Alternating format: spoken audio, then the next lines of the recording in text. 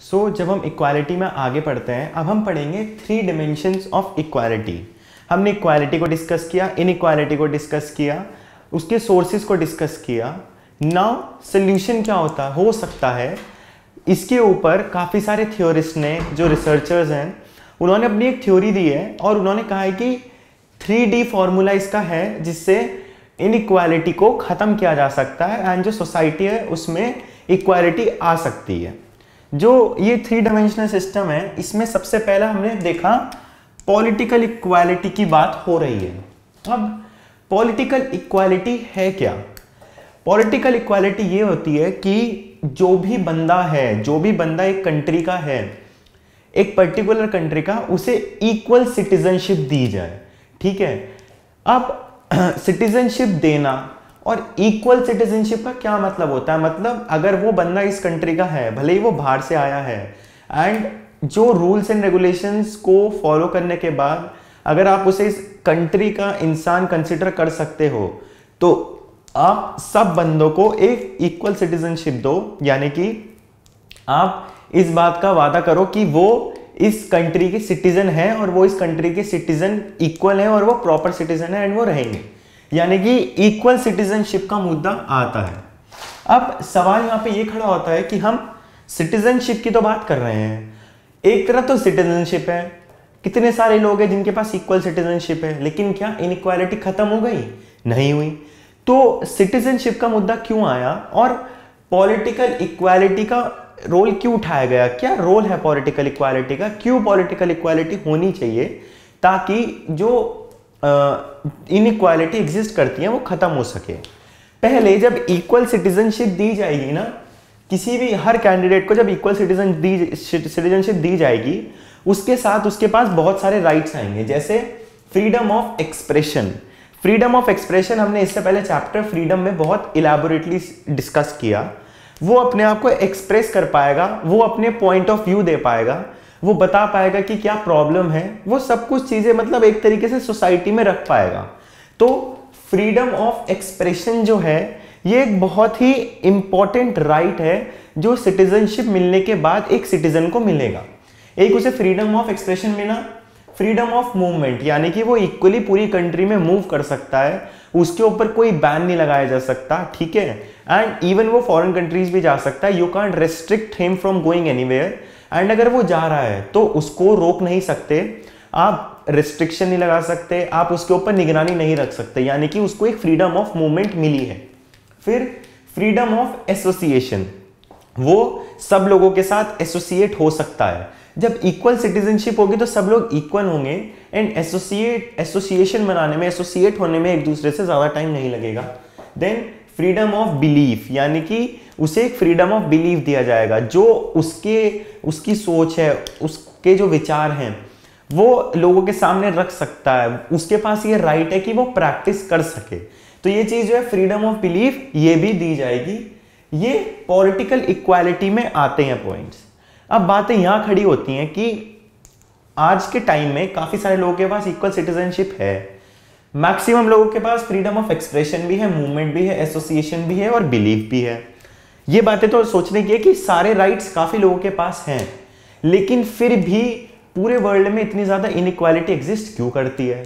जब आप कह रहे हो कि अगर आप ये राइट्स दे दोगे इनइक्वालिटी कम हो जाएगी, तो क्यों नहीं हो रही है? ये राइट्स तो बहुत सारे लोगों को दिए गए हैं एंड बहुत सारे लोग इन्हें प्रैक्टिस भी कर रहे हैं। स्टिल बहुत ज्यादा इनइक्वालिटी एग्जिस्ट करती है, अभी भी एग्जिस्ट कर रही है। तो ये बात है कि हम लोग क्या दिक्कत है, क्या कमी आ रही है? पहली बात, क्योंकि ये 3D फॉर्मूला है तो तीनों चीजों को फॉलो करना जरूरी है। पॉलिटिकल इक्वालिटी जब इक्वल सिटीजनशिप की राइट बात करता है, जब वो बेसिक फ्रीडम और बेसिक राइट्स की बात करता है, तो उससे एक सिटीजन का बेस बनता है। बेस का मतलब क्या है कि वो अपनी आवाज उठा सके, वो सामने आ सके, वो चीजों को लेके लड़ सके। हमारे देश में सबसे बड़ी दिक्कत यही है कि गरीब जो मजदूर है, जो वर्किंग क्लास है, वो बहुत तरीके से उसको दबाया जाता है, लेकिन वो कभी अपनी आवाज नहीं उठा पाता क्योंकि वो मजबूर है। और अगर वो आवाज उठाता भी है तो स्टेट उसको दबा देती है। जब इक्वल सिटीजनशिप उसको दी जाएगी, जब ये सारे राइट्स उसको दिए जाएंगे, तो वो दबेगा नहीं, कोई उसे दबा नहीं पाएगा। इक्वल सिटीजनशिप का मतलब सब बराबर हैं, वो अपनी आवाज उठा पाएगा। यानी कि ये एक बेस तैयार करेगा कि सिटीजन सामने आए अपनी समस्याओं को लेके, क्या वो फेस कर रहा है, और ये इनइक्वालिटी रिमूव करने में बहुत बड़ी हेल्प देता है। ठीक है, तो इक्वल सिटीजनशिप और ये फ्रीडम एक बेस तैयार करेंगे जहां पे खड़ा होकर इंसान लड़ सकता है, अपने राइट्स के लिए फाइट कर सकता है, स्टेट के सामने आवाज उठा सकता है, जो गवर्नमेंट रूलिंग क्लास है उसके सामने आवाज उठा सकता है, और वो खुल के खड़ा हो सकता है अपनी पूरी कम्युनिटी को लेके, और अपने जो लड़ाई है, जो उसके मुद्दे उनके लिए लड़ सकता है। पॉलिटिकल इक्वालिटी उसके लिए एक बेस तैयार करता है। नेक्स्ट हमारे सामने आती है सोशल इक्वालिटी। अब सोशल इक्वालिटी तो हमें पता ही है बहुत ज्यादा जरूरी है, सोशली सबको इक्वेट करना बहुत जरूरी है। हमने इससे पहले भी पढ़ा नेचुरल एंड सोशल इनइक्वालिटीज। पहले अगर सोशल एंड इकोनॉमिक इनइक्वालिटी के अफेक्ट को मिनिमाइज करेंगे तो इक्वालिटी आएगी। सोशली यानी कि कास्ट, कलर, रेस, जेंडर, आप किस कास्ट के हो, किस कलर के हो, कौन सी कम्युनिटी के हो, आपका जेंडर क्या है, इसके बेसिस पे डिस्क्रिमिनेशन जो सोसाइटी में होता आ रहा है वो एक बहुत बड़ी कम्युनिटी को नीचे दबाए हुए है, वो ऊपर नहीं आ पा रही है, क्योंकि उनका शुरू से शोषण होता आया है और आगे भी होता जा रहा है। तो उनके दिमाग में यही चीज है कि जब हमारे साथ ये सब हो रहा है हम आवाज कैसे उठाएं। उनके साथ कोई खड़ा होने को तैयार नहीं है, वो दबता जा रहा है, उसकी कोई आवाज नहीं सुनता, और अगर वो उठाता भी है तो उसको बड़ी आसानी से दबा दिया जाता है। तो ये जो सोशल इक्वालिटी की बात आती है, इसमें हमें जरूरत है कि सब लोगों को समान समझना, इक्वल समझना। ठीक है, इसलिए पॉलिटिकल इक्वालिटी में इक्वल सिटीजनशिप की बात आई है। जब इंसान को उसके राइट्स मिलेंगे तो वो सोशल इक्वालिटी की तरफ बढ़ेगा, जहां वो अपनी रेस, अपनी कास्ट, अपने जेंडर को लेके, नेशनैलिटी को लेके जब उसको कोई दबाएगा तो वो आवाज उठाएगा, उसकी आवाज को सुना जाएगा। अब सोशल इनइक्वालिटी में रूलिंग क्लास जो गवर्नमेंट है उसका क्या काम है, उसको क्या करना है, उसको हर इंसान को, गरीब से गरीब, अमीर से अमीर, जो भी है, उसे जरूरत है सरकार क्या करे, उसको एडिक्वेट हेल्थ केयर दे। यानी कि बचपन से उसके न्यूट्रिशियस फूड का ध्यान रखा जाए, उसकी एक प्रॉपर ग्रोथ हो, उसे टाइम पे वैक्सीनेशन मिले, जो माँ प्रेग्नेंट है उसकी डिलीवरी ढंग से हो। यानी कि जितनी मेडिकल केयर फैसिलिटीज हैं उनका बहुत अच्छे से ध्यान रखा जाए। एंड कोई भी बच्चा, भले ही वो गरीब हो अमीर हो, वो मतलब उसे खराब चीजें ना मिले, उसे खराब खाना ना मिले। जब ऐसा होगा तो जितनी भी यूथ है, जितनी भी यूथ तैयार होगी वो एक हेल्दी यूथ तैयार होगी, जिसमें कोई बीमारी नहीं होगी, और वो एक सोसाइटी के डेवलपमेंट की तरफ कंट्रीब्यूट करेगी। ये बहुत जरूरी है। Next education. एजुकेशन तो बहुत ही ज्यादा जरूरी है, और एजुकेशन भी मतलब फ्री एजुकेशन, और एक तरीके से सब लोगों को इक्वल एजुकेशन दी जाए। आज के टाइम में हम लोग देख सकते हैं कि गवर्नमेंट स्कूल भी हैं, प्राइवेट स्कूल भी हैं। गवर्नमेंट स्कूल में लेकिन कोई नहीं जाना चाहता, क्यों? क्योंकि वहां पे जो लेवल है एजुकेशन का वो बहुत ही ज्यादा डाउन है। वहां पे बच्चों को वो टैलेंट, उनको एक्सप्लोर नहीं करने दी जाती चीजें, उनको बहुत ही कम सिखाया जाता है, एंड इसकी वजह से बच्चे का टैलेंट वेस्ट हो जाता है। तो फ्री एजुकेशन, फेयर एजुकेशन, एक तरीके से इक्वल एजुकेशन हर बच्चे का राइट है। ये जरूरत है कि रूलिंग क्लास इस पे ध्यान दे, इक्वल एजुकेशन हर किसी को दी जाए। जब इक्वल एजुकेशन दी जाएगी तो सोसाइटी एक ऐसी बनेगी, एक ऐसी सोसाइटी क्रिएट होगी जो कि बहुत इंटेलेक्चुअल लेवल उसका बहुत हाई होगा। वो अपने पोटेंशियल, जो उसकी अंदर का टैलेंट है, उसको एक्सप्लोर करेगा, वो सोसाइटी के सामने आएगा, वो डरेगा नहीं, एंड वो डेवलपमेंट में हेल्प करेगा। फिर मिनिमम वेज। जो मिनिमम वेज की बात आती है, जो हमको, यानी कि जो हमारे मम्मी पापा को पैसा मिलता है काम करने के बाद, या अगर हम कोई काम करते हैं उसका पैसा मिलना बहुत जरूरी है, क्योंकि हमने कोई एफर्ट डाला है और उस एफर्ट का हमें रीपेमेंट होना जरूरी है। वो कंपनी जिसके लिए हमने काम किया है वो उसकी इक्वल वैल्यू हमें दे।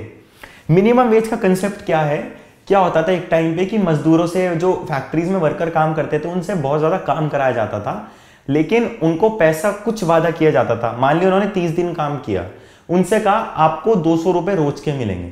अब इसके हिसाब से उसके 6,000 रुपए महीने के बैठते हैं, लेकिन उसका वेज काट के उसे 2 या 3,000 रुपए दिया जाता था, और उसकी बात कोई सुनने वाला नहीं था। फिर मिनिमम वेज का कंसेप्ट लाया गया, सरकार ने सब चीजों को एनालाइज किया कि अगर 2 बच्चे हैं और एक मम्मी पापा हो गए, मतलब 4 का परिवार है, तो उन्हें कितने पैसे की जरूरत है ताकि वो सब चीज़ों को अच्छे से देख सकें, वो अपना परिवार चला सकें और कुछ पैसा बचा सकें। और आज के टाइम में अगर मिनिमम वेज देखा जाए तो वो 10,500 के करीब है, यानी कि अराउंड इस फिगर के है, 10,500 के अराउंड है। लेकिन आज के टाइम में भी वर्कर्स का एक्सप्लॉयटेशन होता है, उन्हें जो मिनिमम वेज गारंटी है सरकार की तरफ से वो नहीं मिलता है। जिन जिन फैक्ट्री में ट्रेड यूनियन बनी हुई है वहां पे मिलता है अभी भी, क्योंकि वो लोग लड़ते हैं फैक्ट्री वालों, फैक्ट्री के ओनर से, लेकिन काफी जगह नहीं मिलता, उनका एक्सप्लॉयटेशन होता है, उनका पैसा काटा जाता है, जिसकी वजह से वो अपना परिवार नहीं चला पाते, अपने बच्चे को न्यूट्रिशियस फूड नहीं दे पाते, उसे एजुकेशन नहीं दे पाते। ये जरूरी है सोशल इनइक्वालिटी को हटाने के लिए मिनिमम वेज फिक्स किया जाए और वो इतना हो कि एक इंसान खा पी सके, अपने बच्चे को पढ़ा के और कुछ बचा भी सके। और इसका पालन करना, इस लॉ को बहुत फोर्सफुली एनैक्ट करना जरूरी होगा ताकि सब लोग इसका पालन करें और जो एक क्लास है, जो एक लोअर क्लास है, वो भी डेवलप करके ऊपर आए। ठीक है, उसके बच्चे भी पढ़े लिखे और वो भी आगे आए देश के कंट्रीब्यूशन में, नेशन के कंट्रीब्यूशन में, वो नेशन को सर्व करे और उसके काम आए। तो ये सोशल इक्वालिटी में बात आती है। ठीक है, जहां पे सोशल इनइक्वालिटी होती है, जहां पे ये सब चीजें नहीं दी जाती हैं, ये चीजें, वहां पे टैलेंट वेस्ट हो जाता है। और जब एक टैलेंट वेस्ट होता है तो वो एक नेशन के लिए एक बहुत बड़ा लॉस होता है। ये चीज हमें समझने की जरूरत है, इसलिए सोशल इक्वालिटी आनी जरूरी है। फिर सोशल इक्वालिटी जो जेंडर के बेसिस पे की जाती है कि वुमेन एक वीकर सेक्स है जबकि मेन उनसे ज्यादा पावरफुल, उनसे ज्यादा सुपीरियर है। ये जो स्टीरियोटाइप बना हुआ है, ये जो हमारे दिमाग की विचारधारा बनी हुई है, आइडियोलॉजी बनी हुई है, इसको मिटाना बहुत जरूरी है। हर जेंडर को इक्वल अपॉर्चुनिटी देना, भले ही वो मेन हो वो वुमेन हो, उनको इक्वल अपॉर्चुनिटी देना ये बहुत जरूरी है। एंड सरकार को, हमारी गवर्नमेंट को ऐसे लॉज बनाने चाहिए जहां पे वुमेन के लिए सीट रिजर्व हो। इवन पार्लियामेंट में, यानी कि पॉलिसी मेकिंग में भी वुमेन का बहुत कम रोल है, इसलिए वुमेन के लिए ज्यादा चीजें नहीं हो पाती हैं। जरूरी है कि वुमेन के लिए हर फील्ड में सीट रिजर्व की जाए ताकि वो इक्वली मेन की, जितने मेन है उतनी वुमेन हो और सोसाइटी में दोनों का इक्वल कंट्रीब्यूशन हो। और वुमेन के बारे में जो ये आइडिया है कि वो जो है एक वीकर सेक्स है, वो ज्यादा काम नहीं कर सकती, ये नोशन हटे एंड सोसाइटी में एक इक्वालिटी है। तो हमने पहले पॉलिटिकल इक्वालिटी पढ़ा, फिर सोशल इक्वालिटी, जिसमें पॉइंट्स क्या है कि minimise effect of social and economic equality, educate, health care, education, minimum wage देनी चाहिए। देन अगर ऐसा नहीं होता है तो टैलेंट वेस्ट हो जाता है। Women should be given equal rights, यानी कि वुमेन को भी इक्वल राइट्स मिलने चाहिए। अब थर्ड जो 3D है, क्योंकि जो थर्ड डायमेंशन है वो है इकोनॉमिक इक्वालिटी, यानी कि जो एक लेवल होता है इकोनॉमी का, पैसों से, वेल्थ का, उसका, उसमें एक इक्वालिटी आए। आज के टाइम में रिच और पुअर में हद से ज्यादा डिफरेंस है एंड यही वजह, ये एक बहुत बड़ी वजह है कि सोसाइटी कभी इक्वल नहीं हो पाती है। जरूरत है कि इकोनॉमिक इक्वालिटी को कम किया जाए। अब इकोनॉमिक इक्वालिटी में एक बात यह आती है, हम ये सोचते हैं कि सबके पास इक्वल वेल्थ हो, सबके पास ऐसा इक्वल पैसा हो, लेकिन ये किसी भी सोसाइटी में पॉसिबल नहीं है। हमेशा कुछ लोगों के पास ज्यादा होगा, कुछ लोगों के पास कम होगा। पर समझने की बात यहाँ क्या है कि ये जो डिफरेंस है कि कुछ लोगों के पास ज्यादा होगा, कुछ लोगों के पास कम होगा, वो इतना ज्यादा, वो बहुत ज्यादा नहीं होना चाहिए। अगर ऐसा होगा तो सोसाइटी हमेशा डिवाइड होगी अपर क्लास और लोअर क्लास के बीच में। जो जिसके पास बहुत ज्यादा वेल्थ है वो हमेशा रूल करेगा, जिसके पास बहुत कम वेल्थ है वो बेचारा हमेशा उसके अंडर काम करके स्लेव बनेगा और कभी ऊपर नहीं आ पाएगा।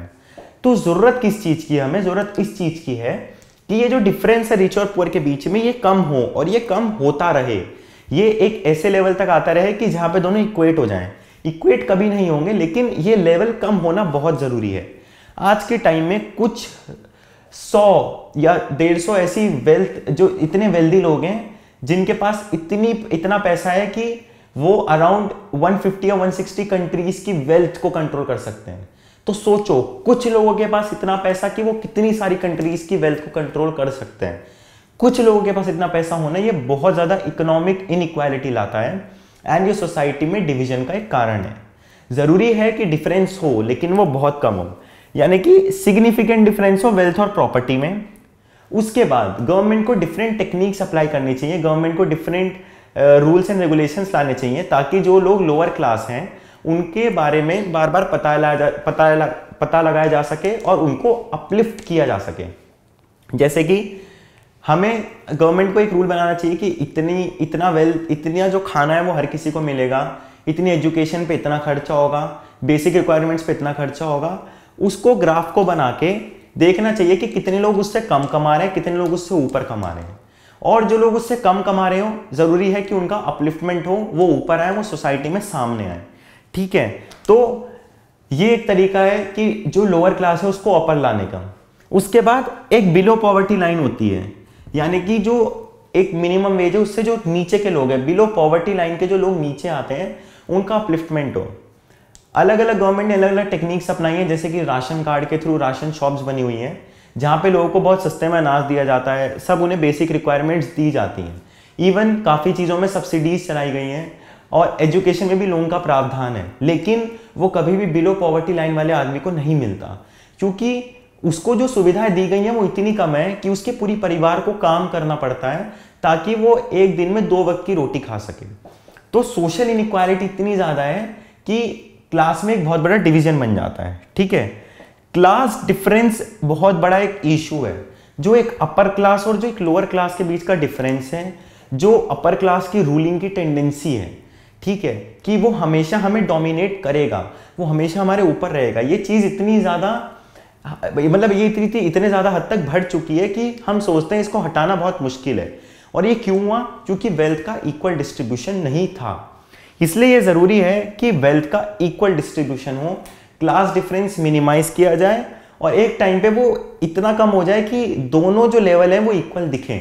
क्योंकि मैंने कहा कि इकोनॉमिक इक्वालिटी तो प्रॉपर तरीके से कभी नहीं आ सकती, कुछ लोगों के पास ज़्यादा, कुछ लोगों के पास कम होगा, लेकिन ज़रूरी है कि पहले तो हर इंसान के पास इतना हो कि वो अपनी बेसिक रिक्वायरमेंट्स पूरी कर सके, फिर रिच और पुअर के बीच में डिफरेंस जितना कम होगा वो सोसाइटी उतनी प्रोग्रेस करेगी। तो हमने 3D डायमेंशन फिगर पढ़ा, जिसमें पॉलिटिकल इक्वालिटी की बात हुई, इक्वल सिटीजनशिप और कुछ बेसिक राइट्स की बात की गई। देन सोशल इक्वालिटी की बात आई, जिसमें कुछ बेसिक फैसिलिटीज और वुमेन के एम्पावरमेंट की बात की गई। फिर इकोनॉमिक इक्वालिटी आई, जिसमें हमने कहा कि डिफरेंस वेल्थ और प्रॉपर्टी में कम होना चाहिए एंड जो बिलो लाइन के, पॉवर्टी लाइन के नीचे उन लोगों को मेजर किया जाना चाहिए, और क्लास डिफरेंस ज़्यादा नहीं होना चाहिए। तो ये कुछ पॉइंट्स थे जो हमने 3 डायमेंशन में पढ़े।